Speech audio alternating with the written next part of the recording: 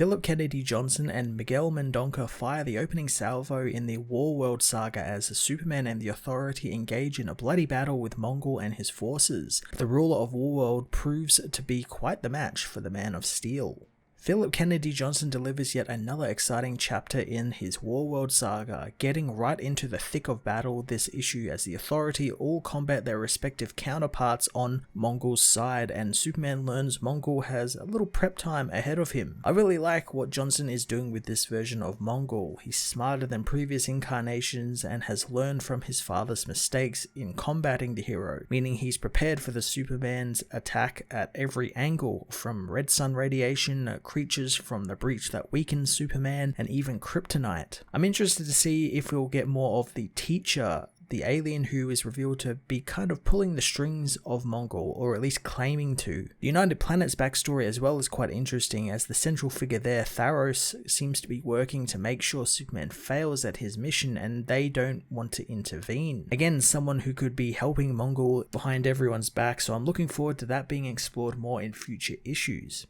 Miguel Mendonca joins the series as its regular artist, and boy does his work look fantastic. Miguel is no stranger to drawing Superman, having drawn him recently in the Justice League Last Ride series, and here he brings that same frantic, fast-paced action to the book with some really fun page layouts and some really great and brutal action scenes that I didn't really expect they'd be able to do in a comic like this.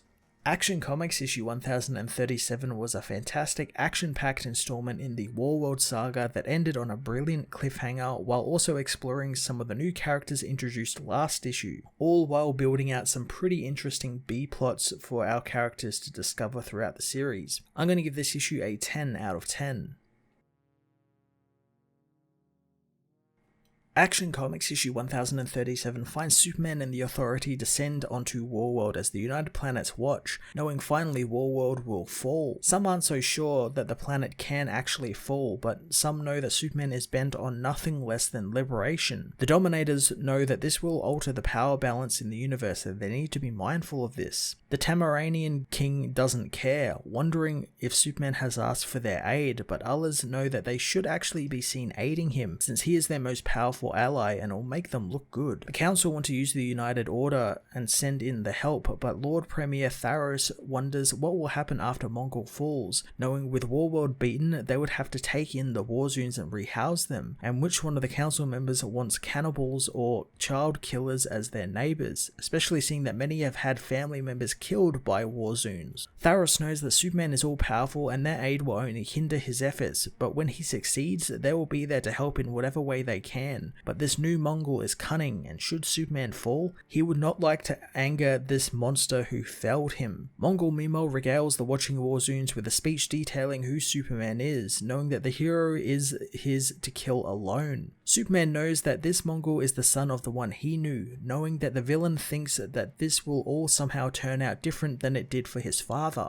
Mongul, however, knows he isn't as foolish as his father as Superman attacks. The Authority join in, attacking Mongul's champions as Manchester tells Enchantress to deal with the Mother, another magic user, but June can't stop the witch and what she is doing to Superman, and there is no choice but to take her off the board. June uses a giant snake construct to swallow the woman up, but the Mother isn't easily defeated, cracking the ground she was enveloped in and growing out of it as a giant, gloating over June, saying that the Mother sees what the others don't. June is taken by the giant, but Apollo tells Natasha they will get her back. Midnighter knows they need to take down Mongul and the rest will soon fall, so they rush to help Superman when Apollo is confronted by the Unmade, slamming right into the being but is blown back. Midnighter is shocked that someone actually stopped Apollo as he was speeding up, helping his husband up as he goes back for a second attack, hoping the stranger will dish out some amount of trash talk and not stay silent. Apollo is suddenly stabbed by the Unmade, dumped on the ground as Midnighter rushes the villain, not caring for Superman's no-kill rule now. Off to the side of the battle, the Teacher watches as Manchester Black finds him, knowing that he's the one controlling the Unmade. Black can't find any thoughts inside the alien's head, but knows that he's the one pulling the strings. The Teacher says that without him, Mongul would still be in chains, revealing that the implants on his body protect him from telepaths and Black's tricks and powers, and he's even got an energy shield that will stop his friend's energy attacks.